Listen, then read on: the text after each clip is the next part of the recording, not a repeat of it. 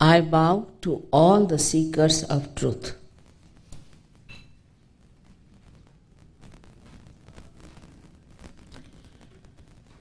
At the very outset, we have to know that truth is what it is.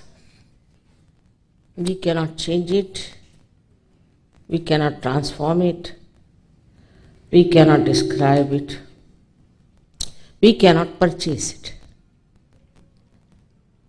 It is, it has been, and it will be. I am so very happy to see so many seekers of truth in Los Angeles.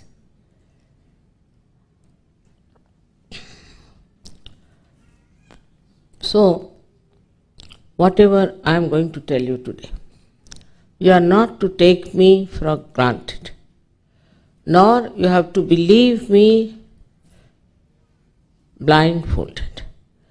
We have had lots of problems because of this kind of blindfolded faith. But whatever I am telling you, you have to know that this is just a hypothesis I am putting for you. If it is proved, then you have to believe in it as honest people. Because it is for your benevolence, it is for the benevolence of your family, it is for the benevolence of this city, it is for the benevolence of your country, and it is for the benevolence of the whole world.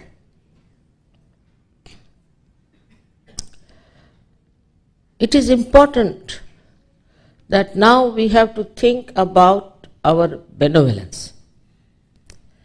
We have had lots of fun, pleasures, all kinds of enterprises in our life. But what do we seek in those enterprises is joy, anand. Whatever you want to have it because you think by that you will feel satisfied and you will have joy. But it is not so. Today we want to have, say, for example, a house, all right? Then we want to have a car, all right? Then we want to have a helicopter, I think. And it goes on like that, one to another. We are never satisfied. If these desires were pure desires, we should have been satisfied when we got them. Also, economics says that in general, wants are not satiable. Now, whatever you have been told about this power which is residing in our triangular bone, called as sacrum, that means the Greeks knew it was a sacred bone. They call it sacrum. And this bone has this power within us, which is the pure desire. And what is the pure desire?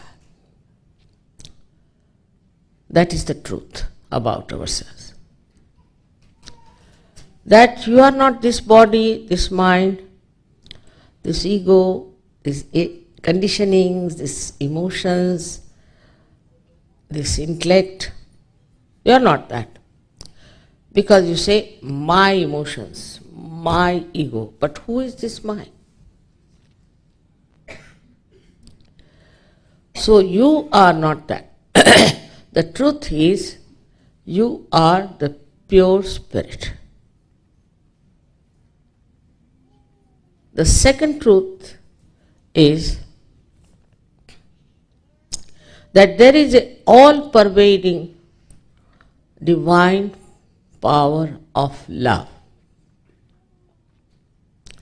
this power of love does all the living work. For example, now you see beautiful flowers all over.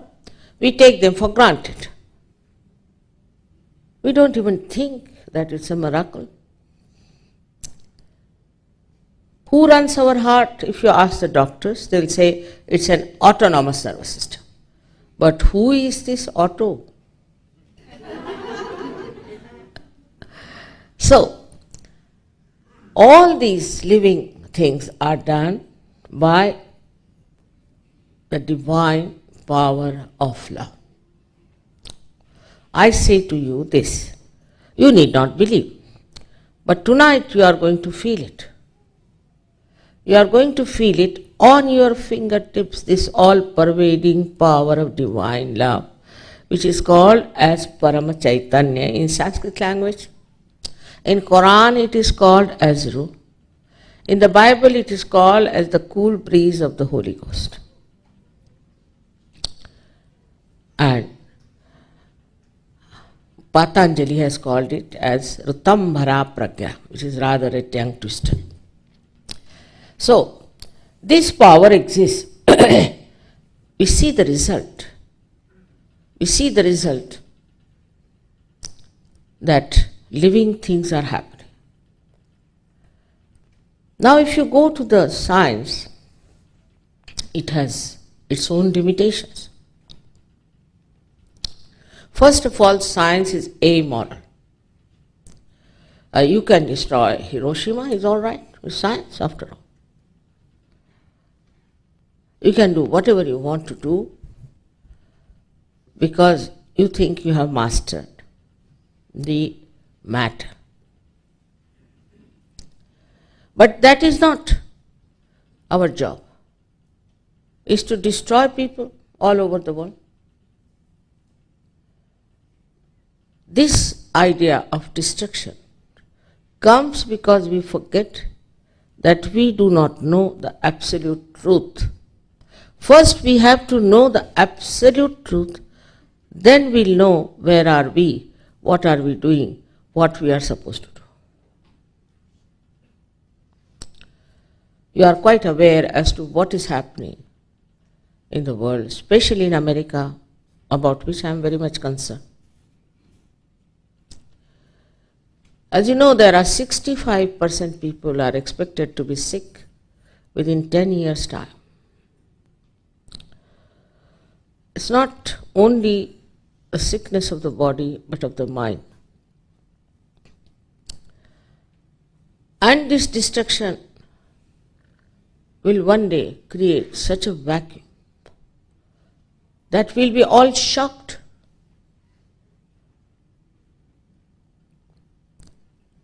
Why we are born as human beings and why we should be destroyed.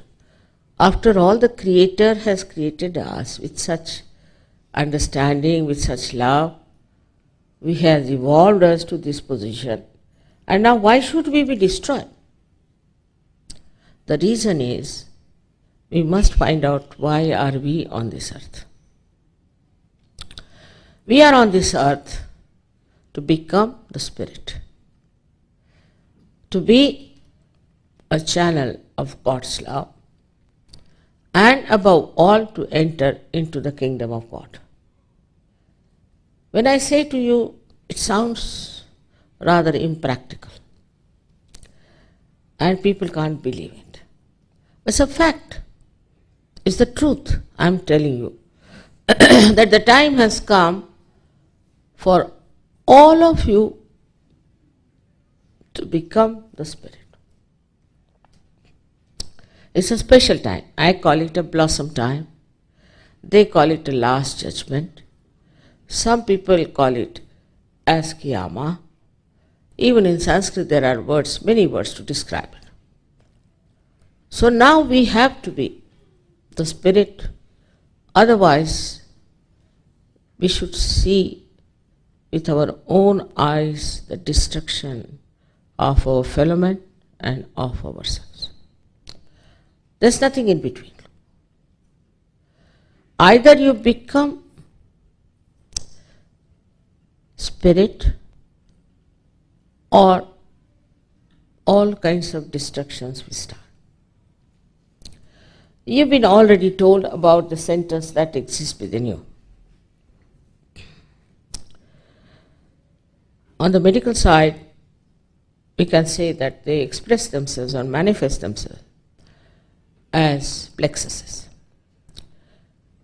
But also they act on the left hand side, as shown there, on our mind.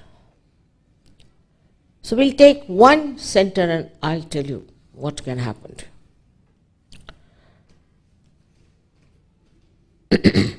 Of course, SahajaYoga is a meta-science. Whatever I'm saying, you can find out, and you will discover that whatever I'm saying is the truth. This one chakra we'll deal today, because I could feel was the problem of Los Angeles. This center that we call as Swadhisthana, the yellow colored one.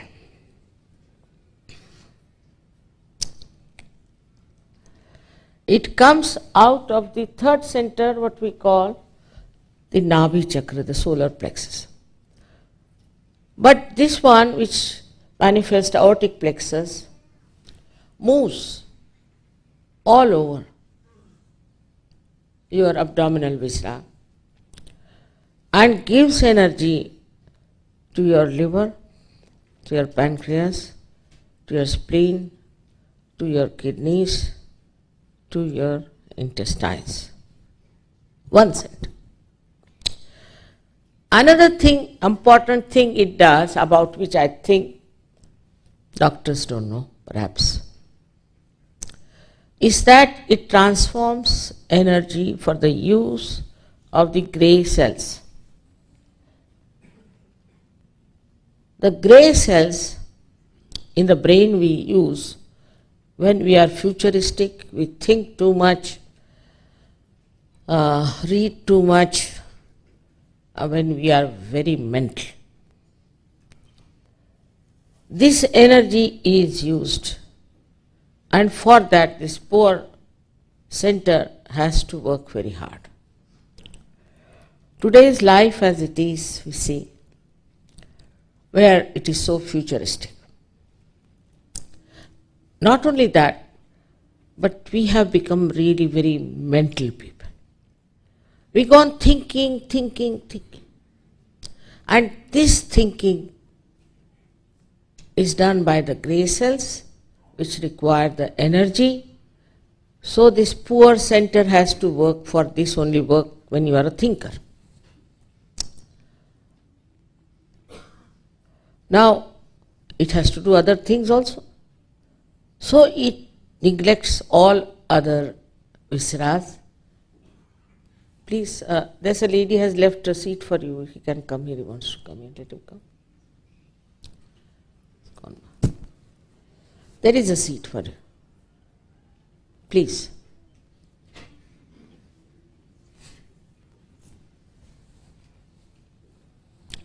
So all others are neglected. Now, when the liver is neglected,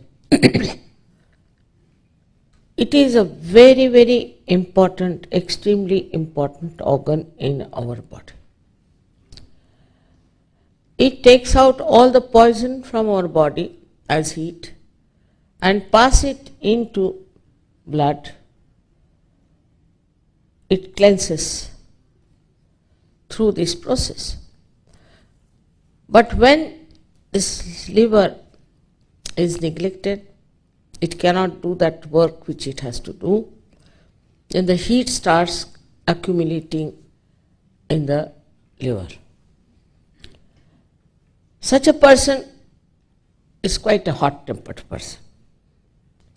Very hot-tempered can be. When he tries to control the temper, he gets even worse. That's not the only thing that happens.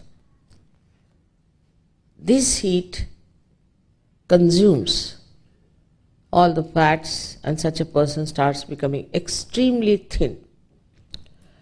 He doesn't like food, he doesn't like people. His attention becomes extremely disturbed, and he thinks no end of himself. He thinks that all others are stupid fools, I am the only wisest person. If anybody thinks like that, then they should know they have a liver problem. Now, thus a thing called ego starts growing. This is the bile color. Into the brain, crosses over, and you get a big balloon of ego. That's on one side, doesn't matter. But what happens to your body? This heat of the liver then starts rising. And when it goes to the pancreas, you develop diabetes.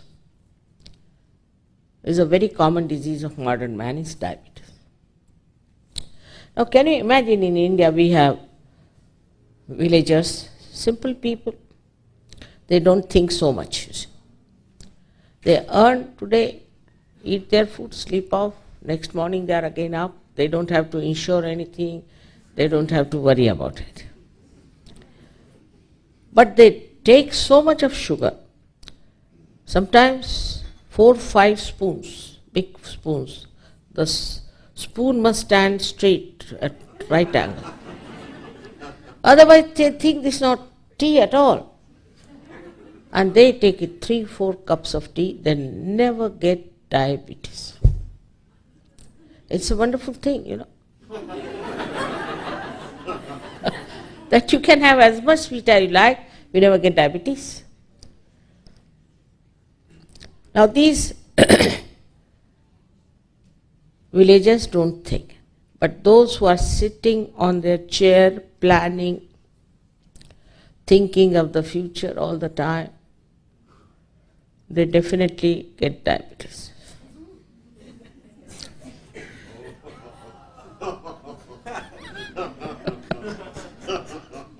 Allow. Then what happens? Then another movement of the same heat goes to spleen. And now this is even worse. Spleen is a speedometer. It keeps our speed. Supposing we have eaten our food and then we want to run, you get a pain here because it supplies red blood corpuscles for emergencies. If the spleen goes out of order with the heat as well as the kind of life we have, a very hectic life. First of all, what I see in America is really terrible because they get up late in the night, sleep late first of all, then get up late, then early in the morning they have to go to work, so they are in a hurry. They'll pull back their jeans and then I don't know, they don't eat at all, they don't even brush. Get into the car, starts brushing. And then they have their food in the car, or call it the breakfast, so-called breakfast. Here it is, all the cars are honking and you're getting late and there's a jam, this, that. This poor spleen doesn't know what to do because it's such a hectic life. It doesn't know how to cope with such a hectic person who sometimes needs this, sometimes needs that. So it becomes hectic.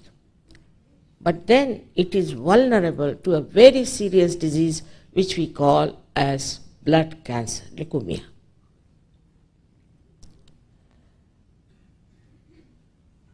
On the contrary, if our life is a peaceful, quiet life, we nicely get up in the morning, have our bath, don't go for jogging, that's also another thing.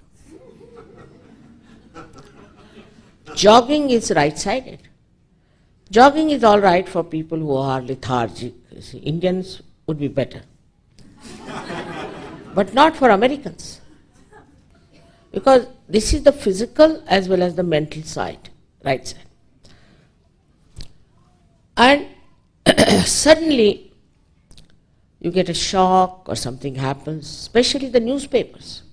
They believe in just giving you shocks. So in the morning you read something, wow, what has happened? And you get a shock. Now you won't believe the way they are describing now the calamities in India are not so bad. I have telephoned, I have found out it's not so bad. But why the newspaper are doing? Because they love to give you shocks. And you also love them because they give you shocks, I think. So in these shocking conditions, this poor spleen of yours cannot cope. And that's how you get this horrible disease called blood cancer. I must tell you, with SahajaYoga, we have completely cured blood cancer, completely cured of many people. It's a fact. Without going to doctors, without going for diagnosis. Because in the diagnosis only half people die. But we know their trouble, and we know what they are suffering from. And it can be worked out. Just this Kundalini needs to be raised. She goes to this center and just pacifies, enlightens it, nourishes it. And the whole thing changes. I am not telling you a cock and bull story, I really tell you. You should know that it is all happening. It's all happening today, everywhere. Then the third thing that happens is that your kidneys get coagulated and you get kidney trouble. Then you have to go for dialysis and you end up as bankrupts. I mean, they do not cure you with dialysis. No, there's no cure with dialysis. But the only thing that happens that you can become a bankrupt and then die.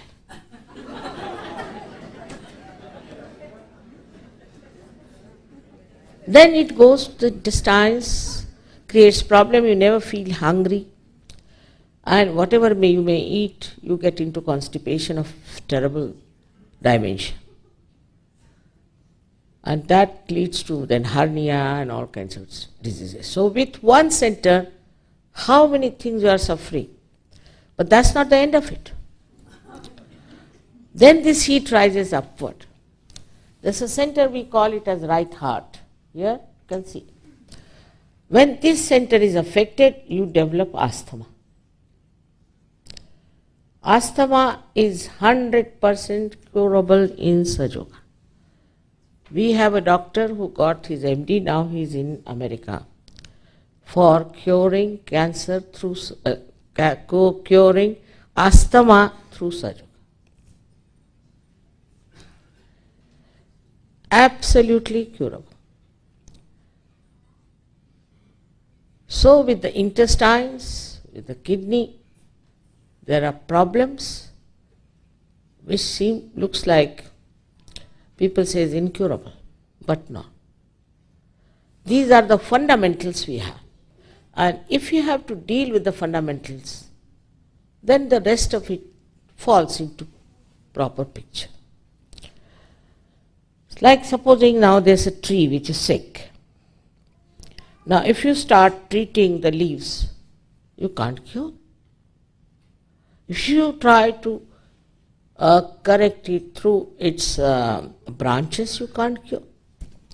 You have to go deep down into the roots, and the sap that rises will cure it. In the same way, these are the roots. This is the knowledge of the roots I am telling. I see Los Angeles every year is growing and growing and growing. America is growing very fast, no doubt. But when a tree of this civilization is growing so fast, we must find out about our roots. And if you do not find out about your roots, how are you going to look after this huge, big civilization you have created, which is dry, which has no nourishment? So we have to go to our roots. So another problem is that if this knowledge is coming from India, people have an objection. It should come from America or from England. Many people believe that Christ was born in England.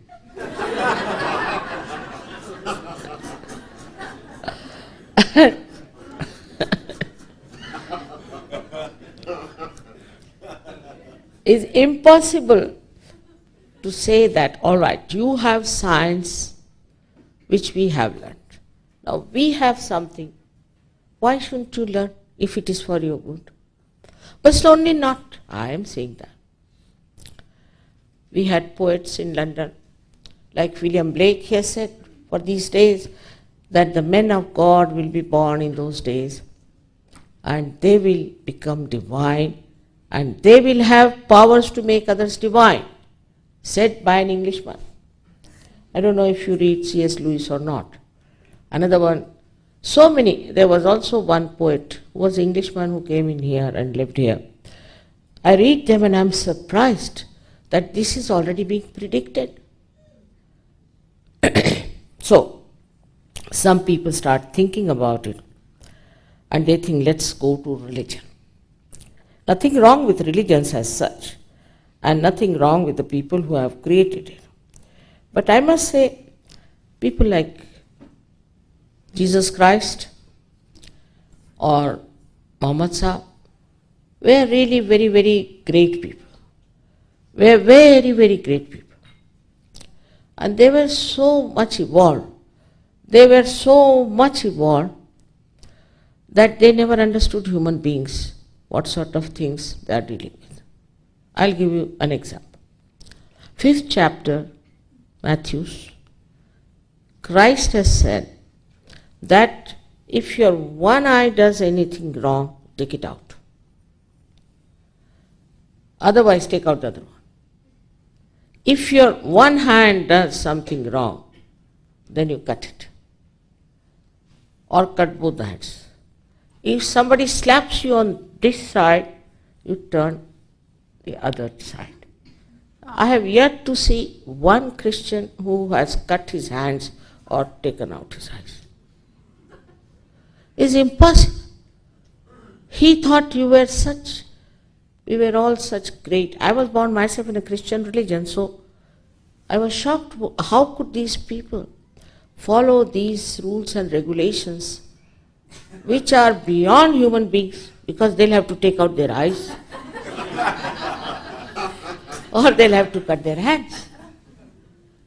Then Muhammad Sahib thought that such strictness was there for men. Why not? We have something for women. So for women also he said, all right, if a woman is not moral, she should be put in the Mother Earth and should be beaten with shoes or with stones. Now imagine, what about American ladies here? It's a dangerous situation. So, then came another one was Sharia. She is actually given to the Jews by Moses when he saw they were very decadent.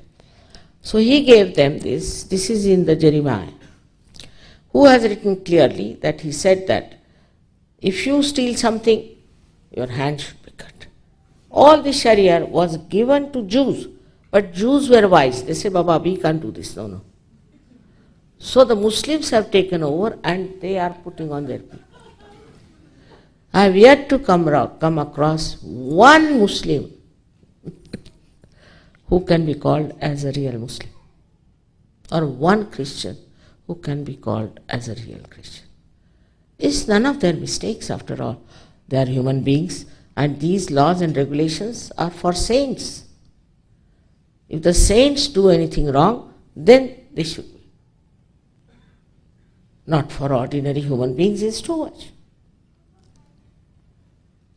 But to us, religion now has become a matter of fighting.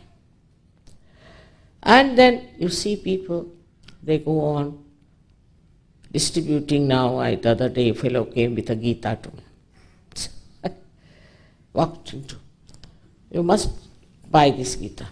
I said, I have many already in the house. But I said, why are you wearing this dhoti here? Chicago is a very cold place, you should not wear this dhoti. He said, my guru has initiated that I must wear a dhoti. I said, do you think by wearing a dhoti, you will go to heaven? In India, everybody wears a dhoti. Will they all go to heaven? Try to understand. Now, shaven his head completely. I said, why do you shave your head? He said, that's what my guru has told me, that if I have to be spiritual, I must shave my head.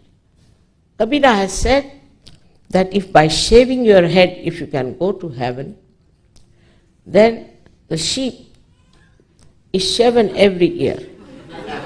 There won't be any place for you there.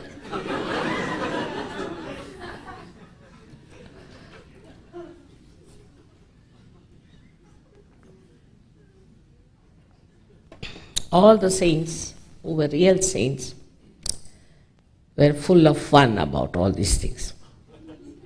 And they could see that this is all stupidity. The way people are trying to create this kind of fanaticism is all stupidity.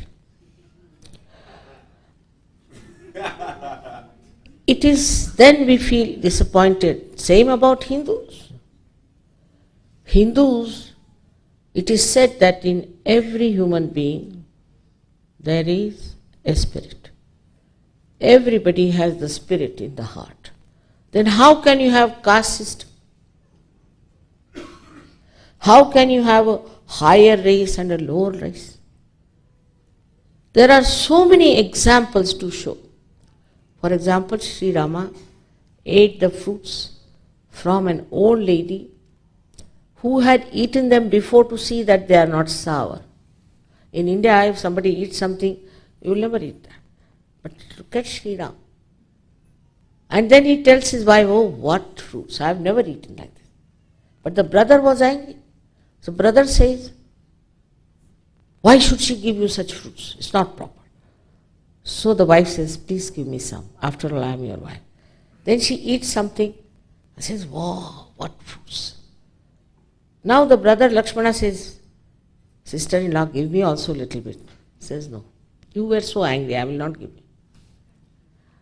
The whole story shows the love, the compassion, the oneness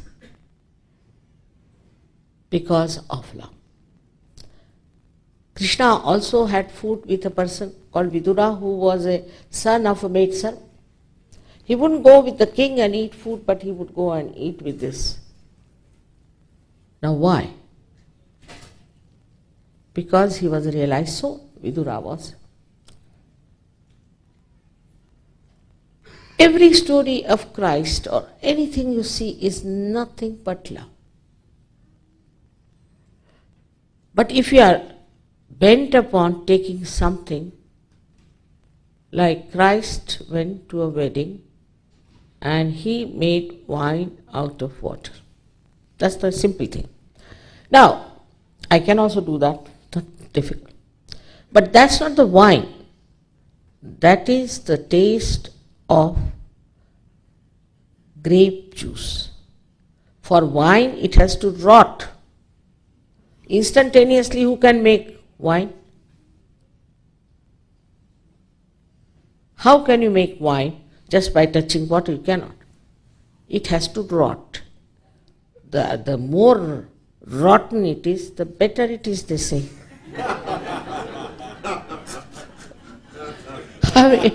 I've never tasted, so I don't know.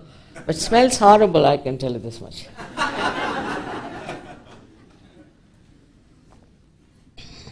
Now, so we don't know what to do because we go to religion, there we find fanaticism, we find people fighting in the name of God, making big money out of, I don't know, but I read a book about where it said the Vatican printed $9 million as counterfeits and distributed through their own bank. how could any religious man think of doing these things? I can't understand. First of all, they have to be holy people. They have to be righteous people. If they have interest in your purses, then how can they be holy men? God doesn't understand money. It's your headache. Banking is your headache. How can you purchase God with money? So, I appeal to your intelligence, to your wisdom, to know that this your American country has fed so many false gurus so far without even thinking what they are doing, without even finding that they are just making money, they are marketing some nonsense. That's another problem. When I came here first, nobody would listen to me. I said, why? Because you don't take money, so what is the credibility? They can't understand anything without money. All right, doesn't matter. Now the situation seems to be better. But the last thing that happens to you is, very serious thing with this Swadhisthana chakra, is that you get a heart attack, a massive heart attack. Especially if you are young and you are playing, say, tennis, and you are drinking too much, you get a heart attack which is very massive and which is always fatal. Anjana is different. But this massive heart attack comes from this right side problem. Then this heat rises into the head.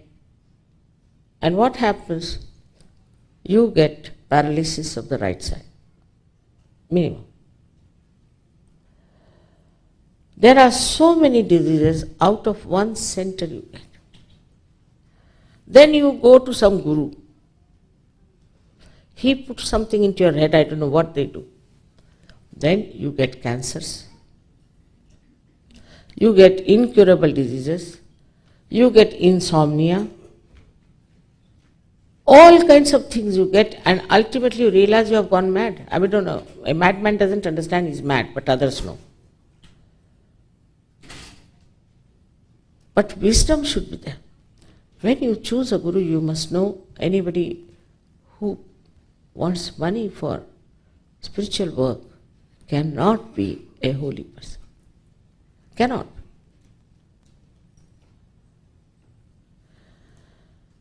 So at this juncture, you have to know that when this Kundalini rises, first thing that happens to us, that our innocence starts manifesting. Innocence is eternal. It is not temporary. It is eternal. Whatever you may try to destroy it, it is there. And it starts manifesting. And then your eyes become innocent, absolutely innocent and very powerful. And there's a glint of the spirituality in your eyes. Such eyes are so powerful that even a glance of such a person can settle down thousands. With these innocent eyes, you understand that your attention has lost lust and greed completely. And you have become a very moral person, very righteous. Nobody has to tell you, don't do this, don't do that. No. Just it happens. Now how? It's like this. If I have a snake in my hand and I'm a very obstinate person, and you tell me there's a snake in your hand, please leave it, I'll say no. It's no snake. It's a rope. Till it bites me, I'll go on saying it's a rope. But if there is little light, I'll throw it away. I'll know this is wrong. As a result of this happening, whatever is destroying within you, you may think it should be given up. You may not be knowing also that it is destructive, but you just drop it out. Overnight, I must tell you, I have known people who have dropped drug addiction. here such a problem exists of drug addiction and can be completely cured with SahajaYoga. I can assure.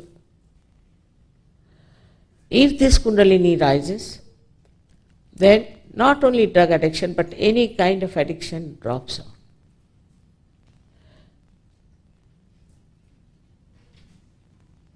Then you know all about your centers on your fingertips. You know what's wrong with you on your fingertips. With this light, you know where lies your problem. This is self-knowledge. On your fingertips means on your central nervous system. In Sanskrit the word is bodh, from where the Buddha word has come, or also is vida, from the Veda word has come. You have to know the truth, not mentally, but on your central nervous system, on your fingertips. So you know the absolute truth. Now, there are many who came to me who never believed in God, atheists they call themselves, especially in Russia. I say Russians. But they took no time to get their realization. They are such a clean slate, I tell you.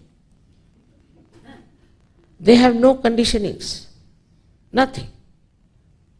And you won't believe that we always have our program in stadiums. We cannot have in halls, because at least 16,000 to 18,000 people in one place. What has happened with them? Why is it they are so sensitive? They have thrown away all false gurus one by one. They are not bothered. After all, at least I must say 60% people in Russia are so sensitive to spirituality. Very sensitive. Most amazing thing is that they jump into it without any difficulty. I don't know how they trust me so much. But they do trust themselves first, and then do trust that they have got self-realization. I don't know if you have told them or not, that recently they had a conference of 2,000 scientists. Their scientists are very highly qualified people, where they invited me to speak to them. In the conference, I was the chief speaker. And I was amazed. There were also 10,000 other people. The subject matter they gave me, medicine and self-knowledge. They all talked about morality, how important it is to preserve the society, to preserve the families, to preserve the whole society. And they were such great surgeons. There was one surgeon, 90-year-old, who had operated on our Prime Minister Indira Gandhi, who is still operating, is 90 years, and the way he speaks, you won't make out that he is that of that age. And he has written a book against alcoholism and immorality. I can't think such a subject can ever be talked about here, where your Hollywood is so important. What harm they have done to you, you don't know. First of all, Mr. Freud,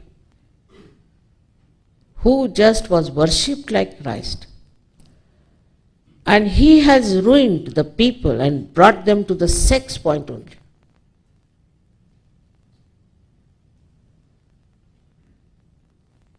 He is from Austria, and when I told this in Austria, they were very happy, they clapped.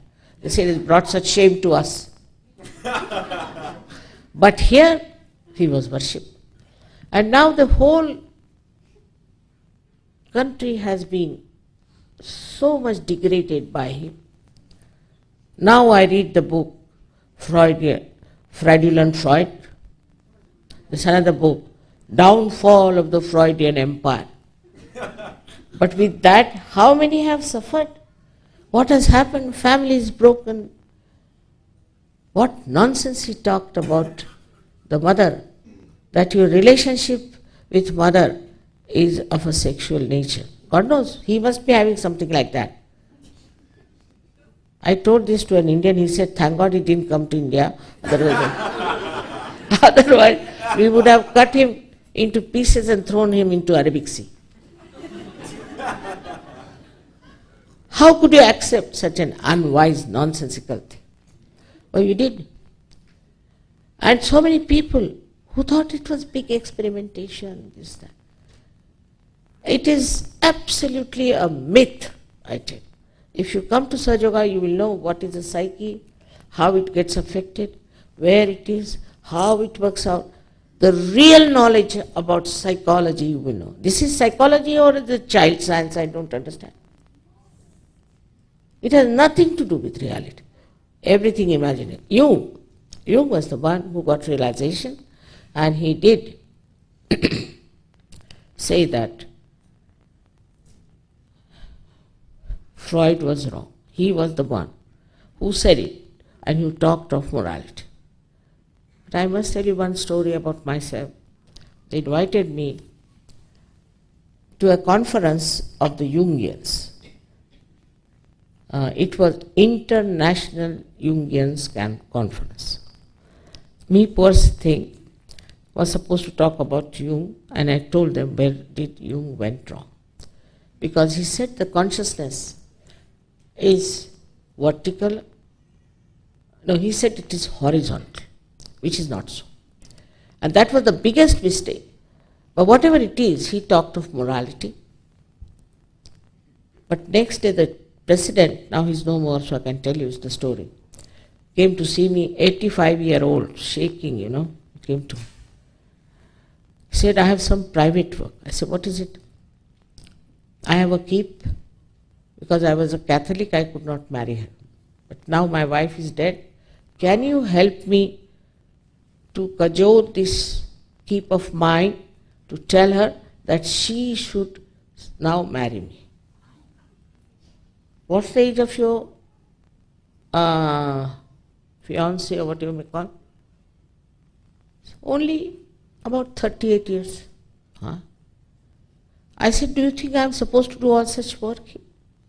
Now this is a Jungian who is talking like this. If it was Freudian, I could have understood. I was shocked. And to come to me for this kind of a nonsense. I said, I don't know what's wrong with these people. They can't even understand that spirituality is holiness, auspiciousness, is purity. Can't understand how he came to ask me this question. I was so disappointed that 9 years I didn't visit your country. I said, how can I talk to them? Today I have to tell you one thing.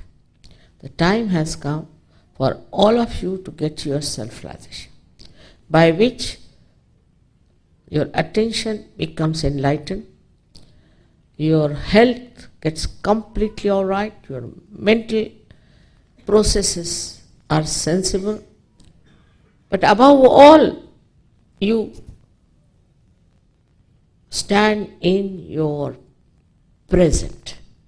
We live in the past or the future, and all the time we are thinking past and future. We are jumping on the cusp of past and future. With this happening, you become thoughtlessly aware, because these thoughts elongate. Thoughtlessly but aware. And this thoughtless awareness is the time which is reality in which you grow spiritually. Then you get your inspirations. All your potential qualities starts manifesting. You'll be amazed, in India we have had many great writers, very great, we should say, poets, very great musicians who are now world famous. All of them came to SahajaYoga. They were nothing. Even Miss India, that was this time Miss Universe, she is a SahajaYogini.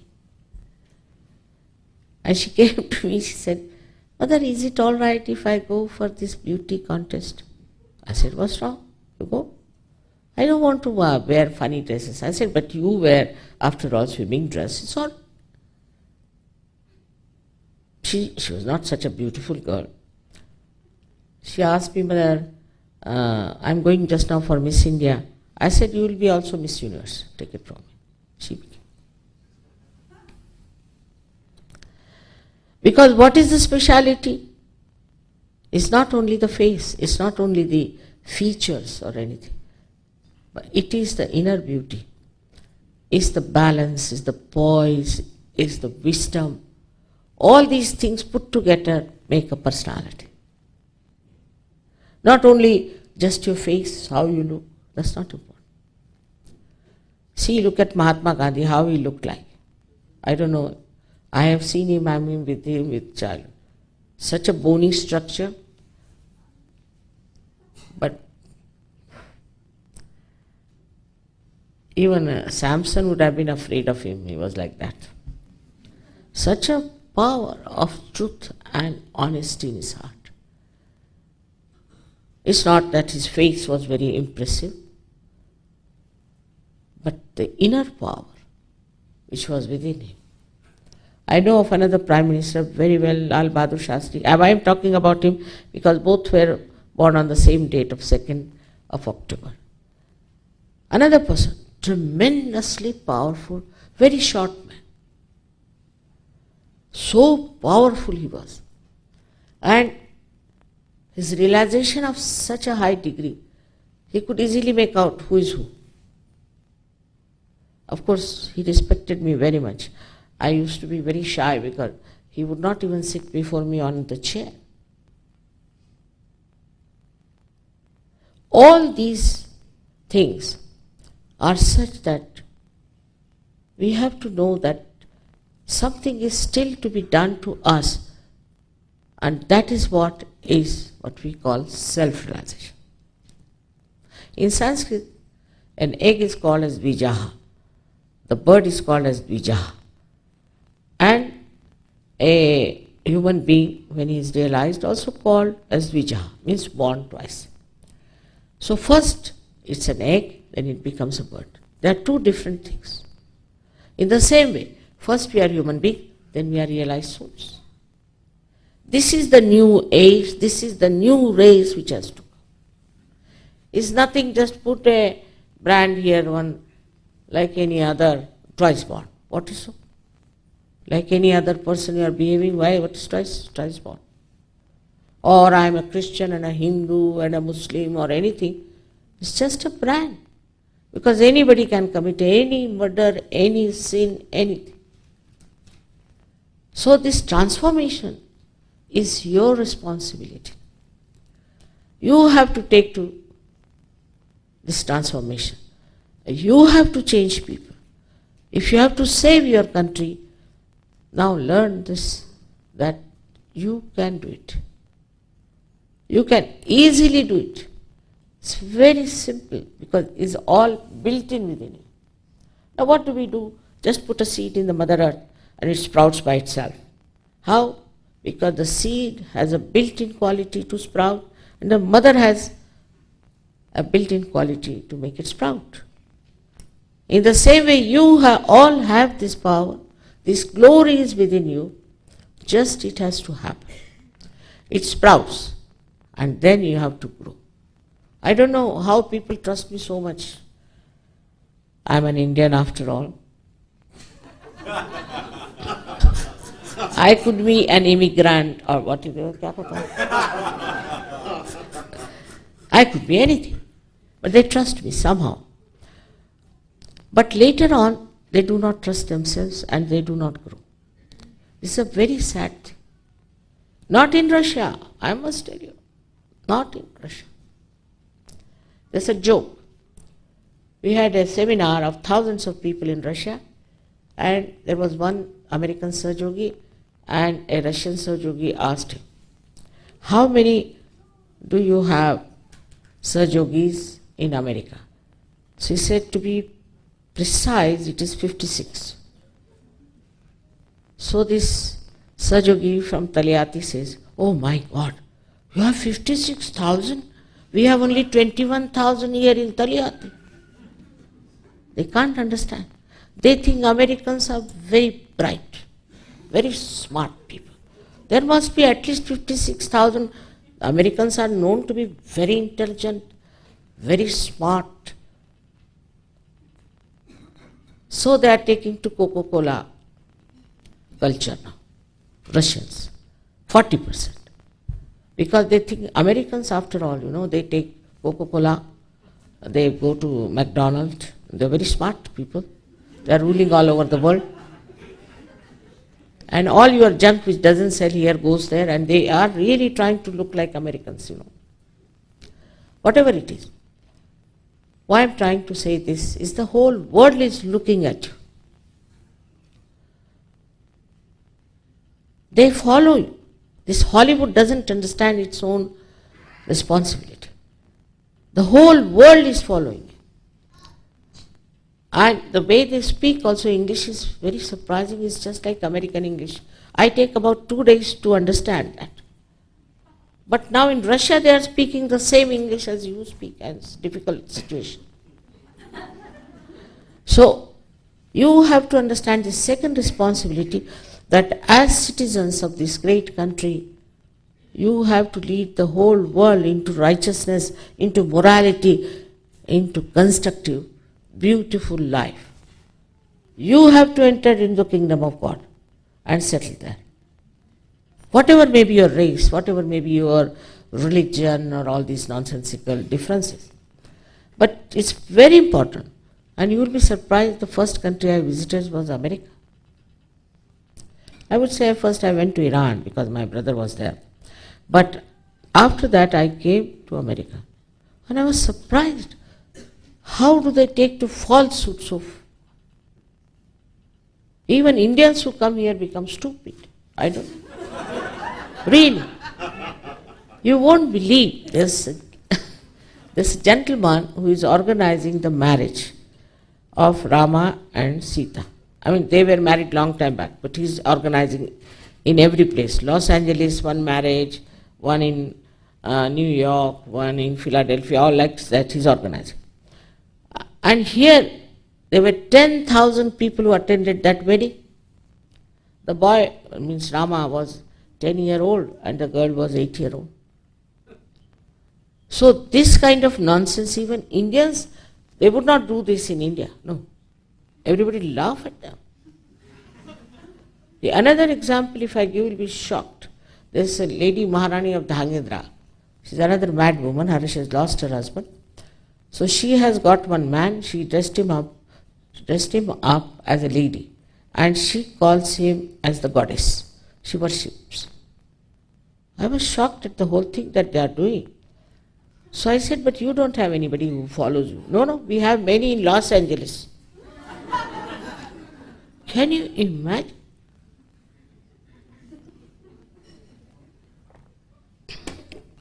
There is another one now who makes the pendulum move. The people who are lynched by him, I met them in Washington. They told me, Mother, we have sold out our houses, now we don't know what to do, we have taken out our children from good schools, we have no money. So why? There was this gentleman from the TM, Pradeep Chopra is the name. Pradeep, to have such a nice name, I don't know who gave him this name, what her mother must have thought. So he said that now I can control the mind of others, I'll teach you how. So he calls somebody, stand here, and he gives him a pendulum in his hand. Now he said, see, now he'll move the pendulum. He moves the pendulum. And people have given up their houses, this, that, to this man. So I said, how can you come and tell me this now? Have you come on this earth to move the pendulums? I mean, this kind of stupidity, can't understand. Then they said, you can levitate 3 or 4 feet like this. Already you have jams on the road. Why do you want to have such people moving there 3 feet? It's such stupid they accept such stupid things. But the fellow of TM, the one who was their very big master, he got epilepsy, so he came to me.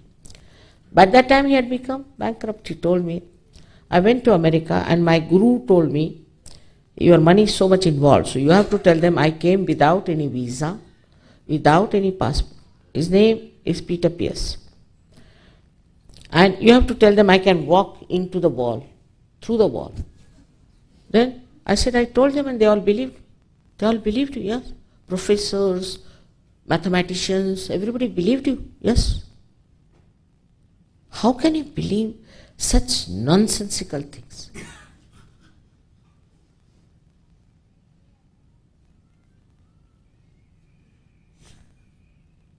There is a saying by Guru Nanaka, Sadguru Vahi Jo Sahib Mili Hai. The one who is the real master is the one who makes you meet God, who makes you divine. And this is what you should expect. It looks difficult, it's the easiest thing to be divine. You don't have to jump, you don't have to waste money, nothing of the kind. It's all built in within you. Just have your awakening and enjoy. You don't have to do anything like running away from your homes, going to Himalayas, standing on your... Nothing needed. No austerities. You are already ready for it. You have done all this in your last lives. Now please don't do all these things. You just get your self-realization.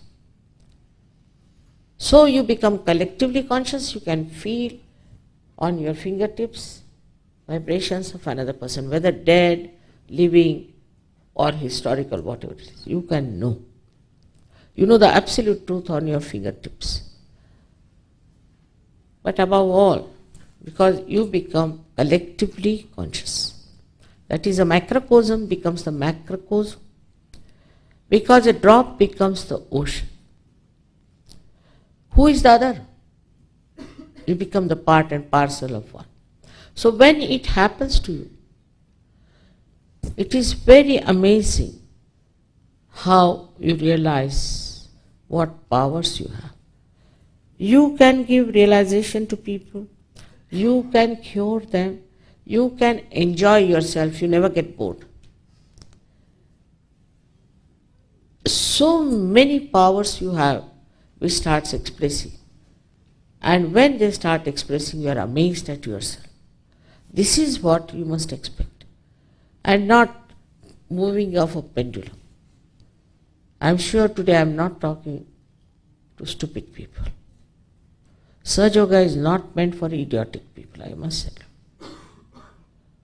The kind of idiocy that has come, I can't understand, because I used to worship Abraham Lincoln, used to worship. And he gave us such a great thing like democracy. And how can this democracy be a democracy?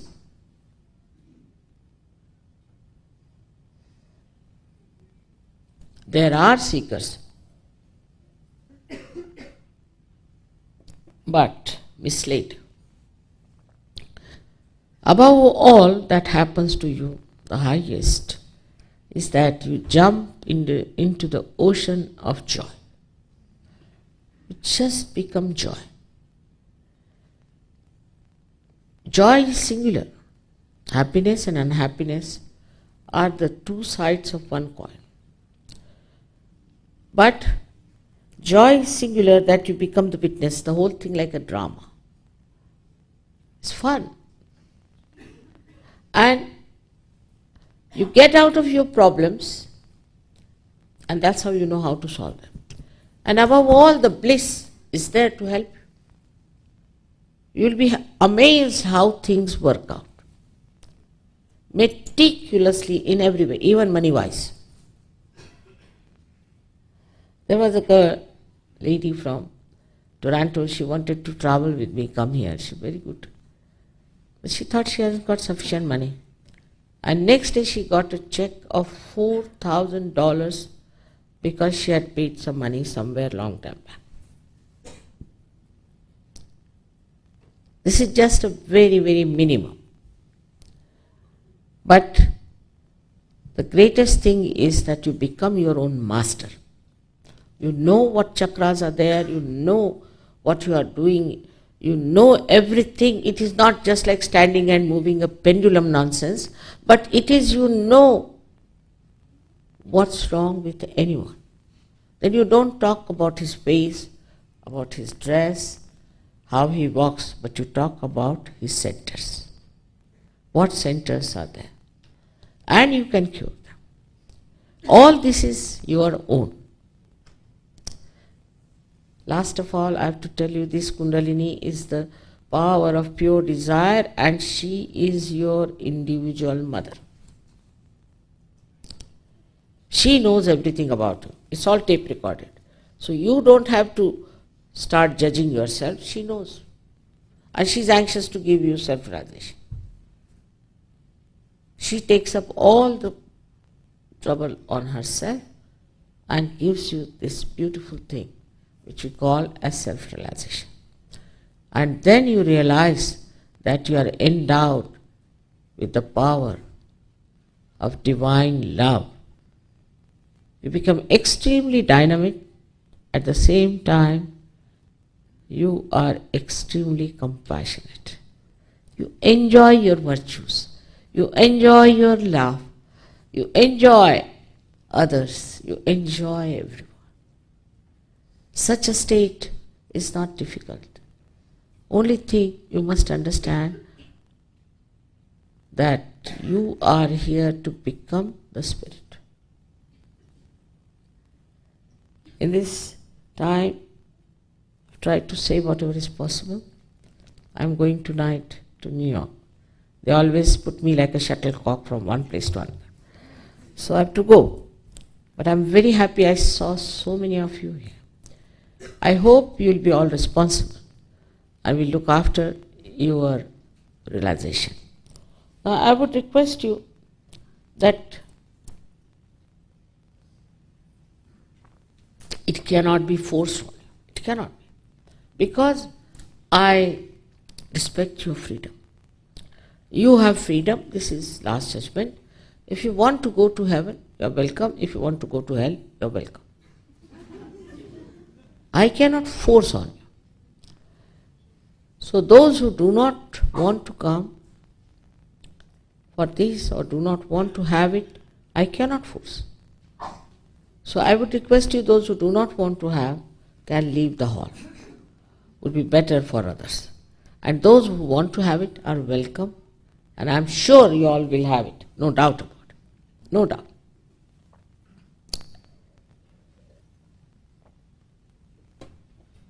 It will take hardly 10 minutes for you to get your realization. 10 minutes. But you have to be little patient, and you have to also know that it is your pure desire that is going to give you. Just your pure desire. I have already told you that Kundalini knows everything about you and you don't have to judge yourself. So, there are 3 conditions, very simple. Very, very simple. The first one is that you are not to feel guilty at all. Your Kundalini knows everything. Why should you feel? Leave it to her. You don't judge yourself, and please don't feel guilty. You don't know, if you feel guilty, this center here catches. And if this center goes out of order, you develop angina, which is a horrible disease of the heart. You develop spondylitis and also lethargic organs only by this center of yours, and it is always there when you feel guilty. If you have done anything wrong in the past, you should have dealt with it that time. What's the use of carrying it here all the time? Also, it's conditioning. For small things, people start feeling guilty. Especially with this Catholic Church, Christian churches. You have to know that we are sinners. We are not. We are human beings. And human beings can commit mistakes. You are not gods. And at this juncture, if you have guilt, how will the Kundalini rise? If you are really guilty, you would have been in jail, isn't it? I don't know with this law here, if people can go to jail even if they have done something wrong, I have no idea. Some or other, I am very apprehensive about the LA laws.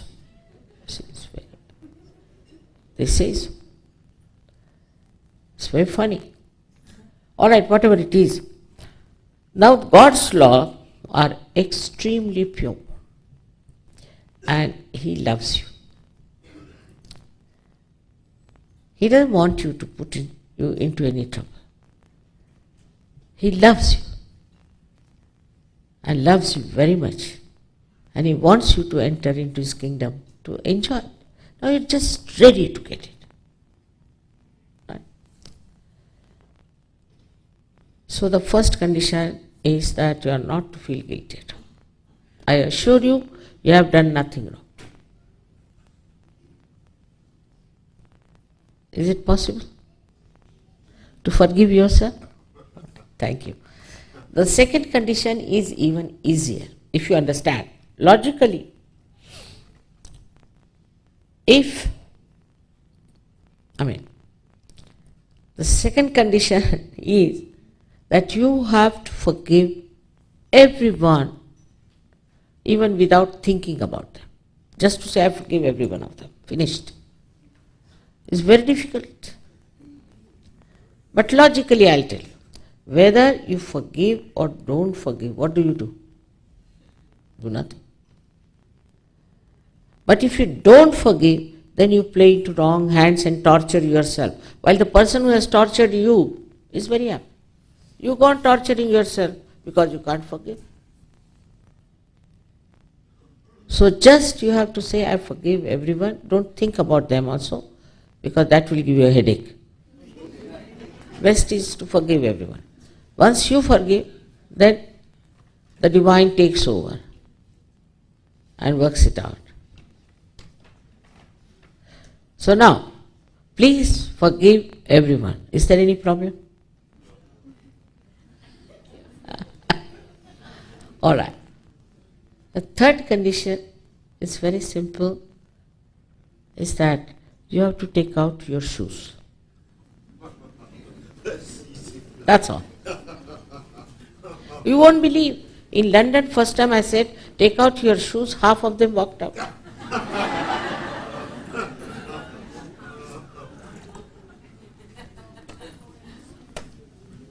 It's difficult.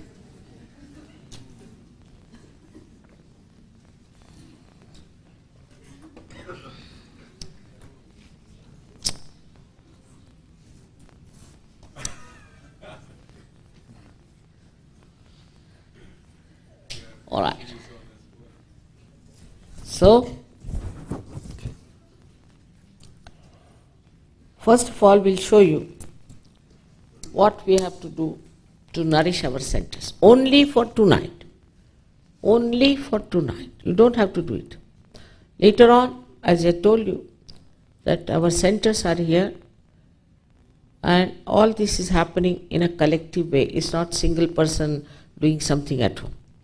So you have to go there. They'll give you every instruction, everything, every book, whatever you want, free, absolutely free.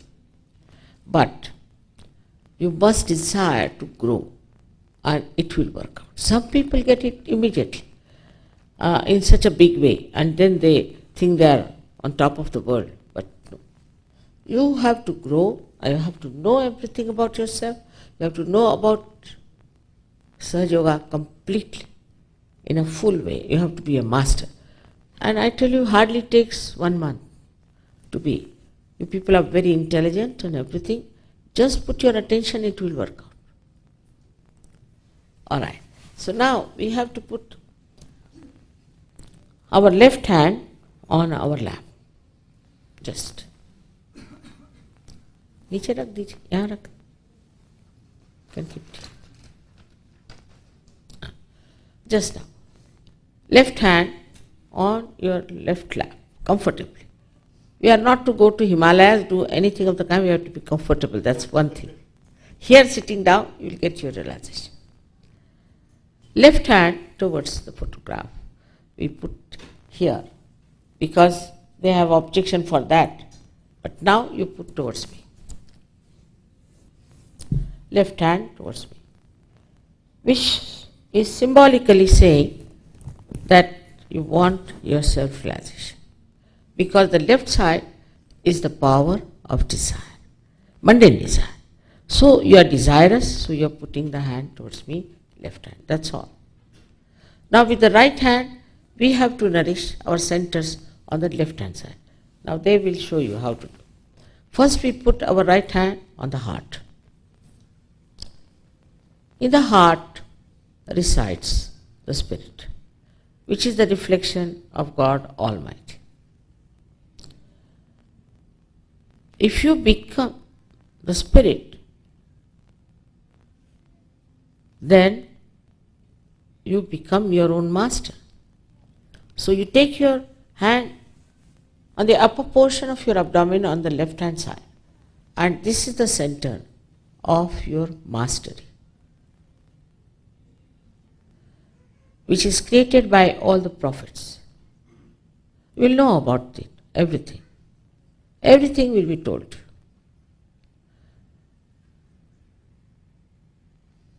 You have to put both your feet apart from each other, because these are also two powers on left and right. Now, please take your hand in the low portion of your abdomen on the left hand side.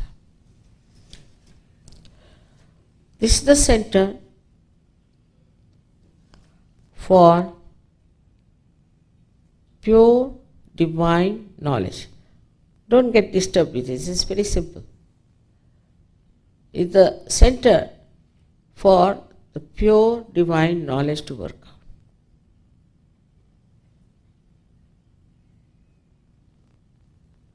Now you take your hand back, the upper portion of your abdomen, press it, which is the center of mastery. Now please take your right hand on top of your heart, which is the center of the pure spirit. Now please take your right hand in the corner of your neck and shoulder and turn your head to your right. Now this is the center I told you about, that when you feel guilty, this goes out of order. And at this juncture, you must keep the center open by not feeling guilty at all. Now you raise your right hand on top of your forehead across and put down your head. This is the center where you have to forgive everyone.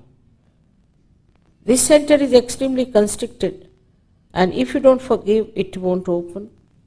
All your life you've tortured yourself, and if you don't forgive now, you'll have to miss this great opportunity of getting your self-realization. Now, take back your right hand on the back side of your head and push back your head. Here, without feeling guilty,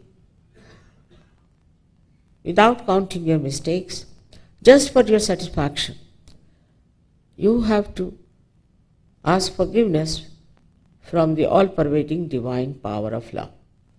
That we'll do later after closing eyes, but I'm just telling you how to do it. Now, stretch your palm. This is the last center, very important. Stretch your palm and put the center of your palm on top of the fontanelle bone area. Now, please put down your head. They forget this. Please put down your head and push back your fingers as far as possible. Just push back. So there's a good pressure on the scalp. Now, please move your hand in such a way that the scalp moves clockwise 7 times. Do it very slowly. Put down your head. Put down your heads. Please put down your heads.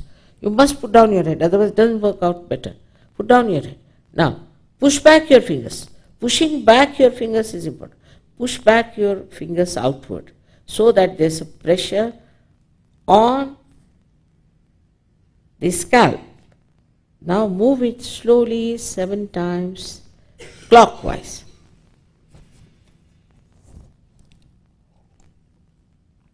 Don't hold your head. Push back your fingers. Please push back your ring. That's it. That's all we have to do. Now, again we put our feet apart from each other. Put the left hand on your left lap and put the right hand on the heart. Now please close your eyes and please don't open them till I tell you. You can take out your spectacles if you like. Now, when you put your hand on your heart,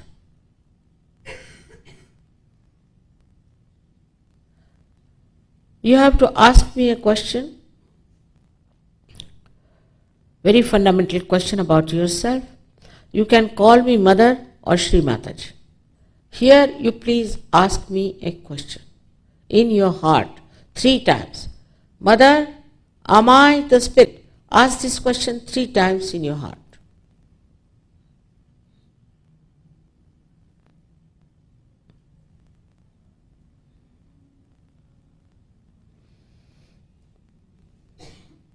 I have told you that if you become the spirit, you become your own master. So please take your right hand in the upper portion of your abdomen on the left hand side and press it hard, and here you have to ask another fundamental question about yourself. 3 times, please ask in your heart, Mother, am I my own master? Mother, am I my own master?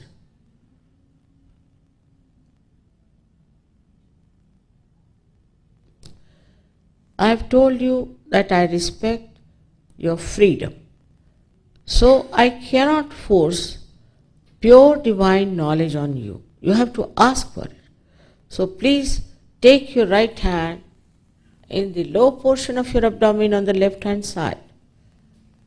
And here you have to say 6 times, because this center has got 6 petals. You have to ask. Please ask 6 times. Mother, please give me pure divine knowledge.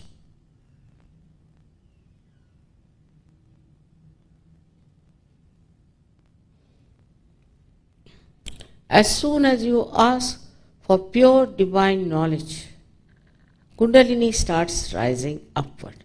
So we have to nourish our upper centers with our full self-confidence.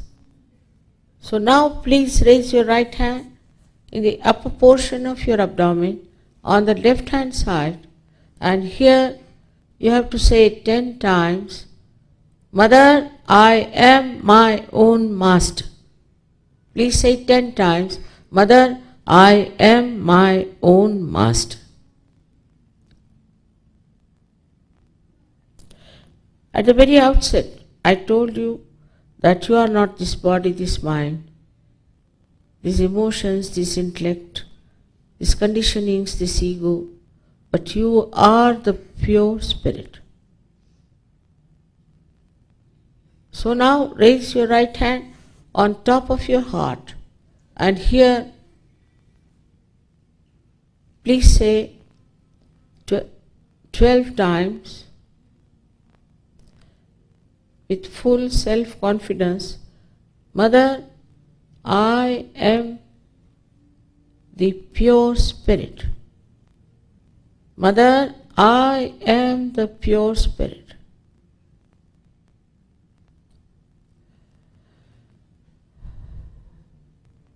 This all-pervading heart of divine love is the ocean of knowledge. It is the ocean of blessings. It is the ocean of compassion. But above all, it is the ocean of forgiveness.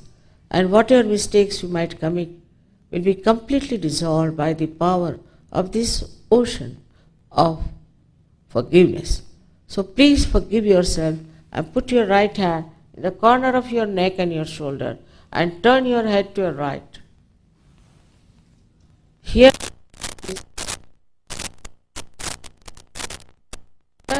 I am not guilty at all. Say with full self-confidence 16 times, Mother, I am not guilty at all.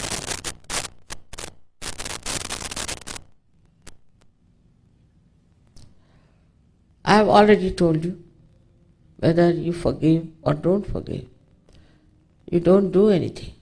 But if you don't forgive, then you play into wrong hands and torture yourself.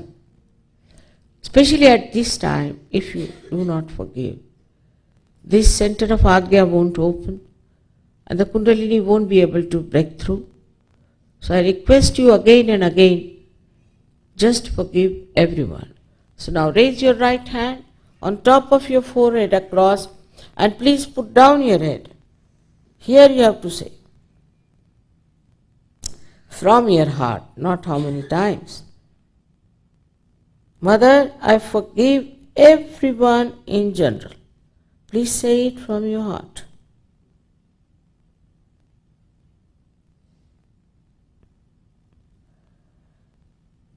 Now, without feeling guilty, without counting mistakes, just for your satisfaction, you have to ask forgiveness from the all-pervading divine power. So please take your right hand, backside of your head, and push back your head as far as possible. Here now, you have to say again from the heart, not how many times. Oh, divine power, if I have done anything wrong, knowingly or unknowingly, please forgive me. Oh, divine power, if I have done anything wrong, knowingly or unknowingly, please forgive me.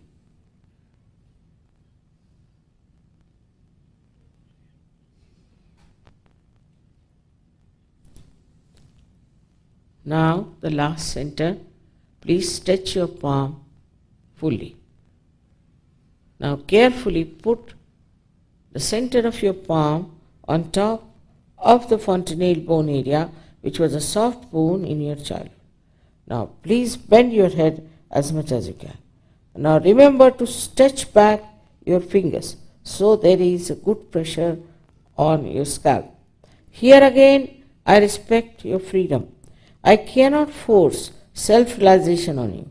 So you have to say 7 times, moving the scalp. 7 times you have to say, Mother, please give me my self-realization. Mother, please give me my self-realization. Now move the scalp 7 times clockwise slowly.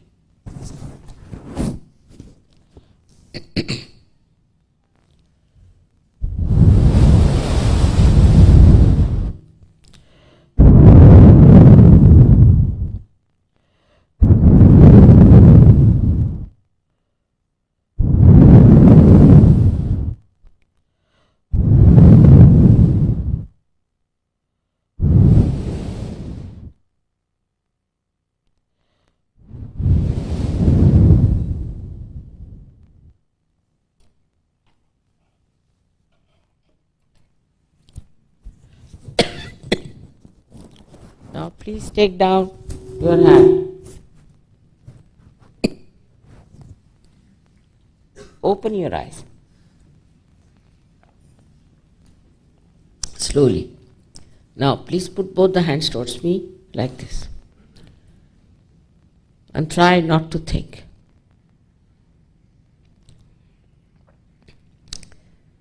Now bend your head and see with your left hand, right hand towards me, the left hand, you feel if there is hot or a cold breeze like vibrations coming out of your fontanelle bone area. Please put down your head.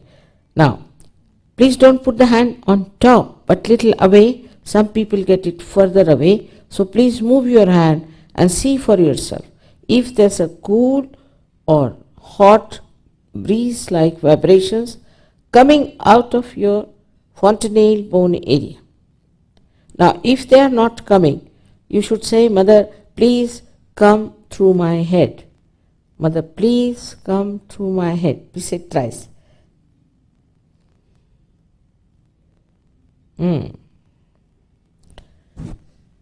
Now, please put the left hand like this. And with the right hand, try to see if there's a cool breeze or a hot breeze like vibration coming from your fontanelle bone area.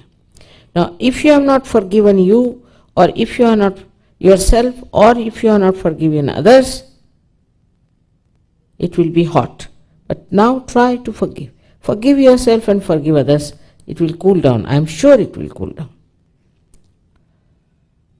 Now, once more only, please put your right hand towards me and again put down the head, and with the left hand please try to see if there's a cool or hot breeze like vibrations coming out of your fontanelle bone area. This is the actualization of baptism. This is what is the Brahmarandra Veda that they call it. Now, it's done. Don't doubt. Now, please raise both the hands towards the sky and push back your head. And ask any one of these questions, 3 questions, 3 times. First one is, Mother, is this the cool breeze of the Holy Ghost? Or you can ask, Mother, is this the all-pervading power of divine love? Or you can ask, Mother, is this the Parama Chaitanya or Ruh? Ask any one of these questions 3 times.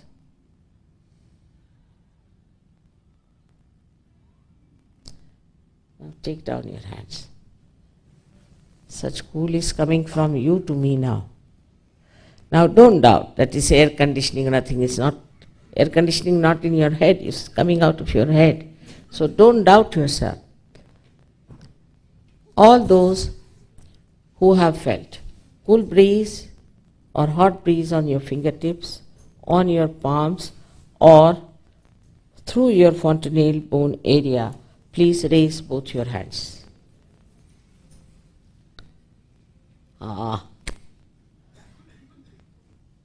All Americans have got it.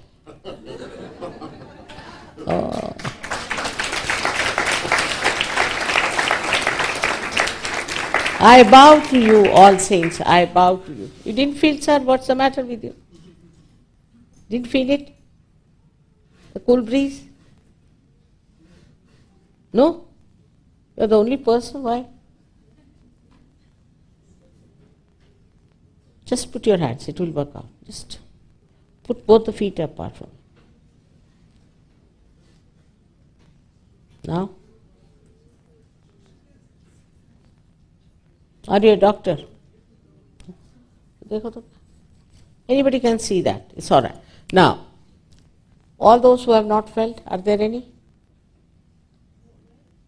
1, 2, 3, 4, 5. So I would say such people should come on one side, and it can be done. No problem. You can withdraw. But you have to give me leave because I have to catch the plane.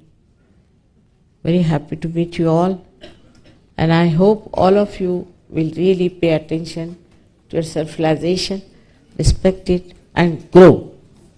I should find you back when I come next year as great saints. May God bless you all.